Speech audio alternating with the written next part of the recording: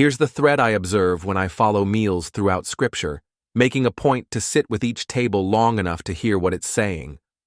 The Bible's covenants keep turning into meals. Already in Genesis, promises and peacemaking are eaten. Abram meets a priest king who brings bread and wine and blesses him, an odd, luminous scene that echoes throughout the Scriptures. Isaac ends a tense season with the Philistine ruler by preparing a feast and swearing peace. Jacob and Laban heap up stones, speak vows, and then eat there on the heap, sealing their treaty with a meal. Even Abraham's hospitality to Yahweh and his messengers is depicted as a shared meal under the oaks of Mamre, curds, milk, and a calf set before them, and they ate, as the promise of a son is spoken into being. These meals are not trivial details, they are how relationships are forged and healed. At Sinai, the pattern becomes clear. Blood confirms the covenant, and then the leaders of Israel eat in Yahweh's presence. After sacrifices are offered, Moses, Aaron, Nadab, Abihu, and 70 elders saw the Elohim of Israel. They beheld Yahweh and ate and drank.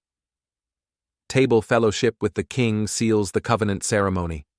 Earlier, Moses' Midianite father-in-law had offered sacrifices, and Aaron and all the elders of Israel came to eat bread before Yahweh. Again, a covenant meal before Yahweh. The sacrificial system then normalizes this rhythm. The peace fellowship offering is literally a shared meal in the divine presence. Some are burned, while others are eaten by priests and the Israelites offering the sacrifice.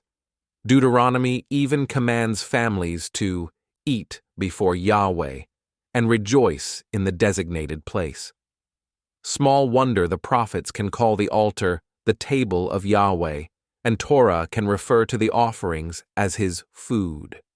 Salt, symbolizing durability, belongs on every offering, described as the salt of the covenant. The altar functions as a table. Israel's worship is a weekly rehearsal dinner for a kingdom. Wisdom literature and the prophets gravitate toward this table imagery. "You prepare a table before me," sings David. Lady Wisdom kills beasts, mixes wine, and calls the simple to eat and live.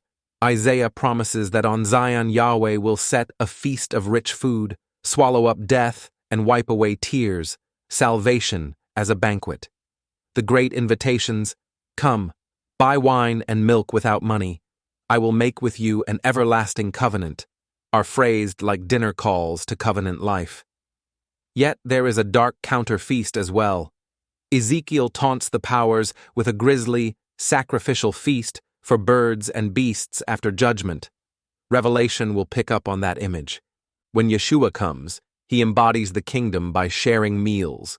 He tells stories where the kingdom is compared to a wedding dinner and a grand banquet that surprises the guest list.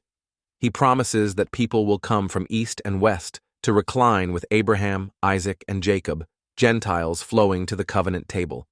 On the night he is betrayed, he combines Passover and Sinai into bread and cup. "This is my body. This cup is the new covenant in my blood." Then he adds a promise. "I confer on you a kingdom, that you may eat and drink at my table in my kingdom." After his resurrection, recognition comes in the breaking of the bread at Emmaus and breakfast by a charcoal fire on the shore. The kingdom, in other words, tastes like shared bread with the Messiah. The earliest communities embody the principle. They dedicate themselves to the breaking of bread, and Paul describes the shared cup and loaf as genuine participation, a true communion in Messiah's covenant meal. That's why he refuses to let them divide this table by shaming the poor. To eat unworthily is to scorn the body by turning the covenant meal into a status symbol. Now we can sense the tension in Paul's two Peter scenes. First, Paul mentions that he went to Jerusalem and stayed with Peter, also known as Cephas, for 15 days. Ancient hospitality likely involved shared meals, even though Paul doesn't mention one specifically. The main point is the personal fellowship with the apostle. Later, in Antioch, When Peter had been openly eating with Gentile believers, he withdrew when pressured by a circumcision group, and others followed suit. Paul calls this hypocrisy because it contradicted what the gospel had already established in the Messiah: one family, one meal, one loaf, and one cup.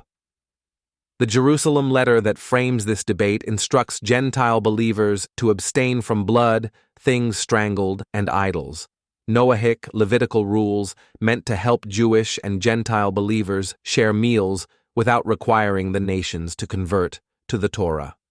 In short, the apostles set rules around the table to protect the significance of the table as a visible sign of the new covenant community. If we take one more step back, this all rests on Israel's older grammar. Offerings are called Yahweh's food. His altar is the table of Yahweh, and Israel is repeatedly commanded to eat in his presence, with salt, the preservative of the covenant, sprinkled on every offering. Sinai serves as the model. Blood establishes peace, and a representative Israel climbs up, sees Yahweh's feet on sapphire, and eats and drinks. Every later table of the king, such as Saul's honored portion to the bewildered farmhand and David's ongoing welcome to Mephibosheth, echoes that pattern. Covenant creates seats, and once seated, you belong. Revelation brings the two feasts into full view. Blessed are those invited to the marriage supper of the Lamb, the long-promised banquet at last, the Isaiah 25 table realized. But in the same chapter, an angel summons the birds to the great supper of Yahweh, Ezekiel's anti-banquet, a dark parody meal in which the proud are consumed. The story ends with an open invitation and a warning: choose your meal. So what ties Genesis, Sinai's elders, Paul and Peter, Galatians, and the New Jerusalem together? The table does. In Genesis, meals ratify promises and reconcile enemies. At Sinai, a people eats before Yahweh. In the Gospels, Yeshua makes the covenant edible and prophesies a future table. In the letters and Acts, the church fights to keep that table one. Neither idol banquets, nor social stratification, nor ethnic boundary lines may redefine who belongs. In Revelation, the actual wedding feast arrives as its counterfeit is unmasked. To sit and eat together in Yahweh's presence, now by bread and cup, is how the covenant becomes visible in the world. That is why Paul's rebuke of Peter matters so much. The Antioch table was either going to preach the gospel or deny it. And that is why the elders on the mountain, seeing Yahweh and eating, feel like a rehearsal. The last page envisions that meal extended from a sapphire pavement to a remade creation, with every guest finally and fully at peace.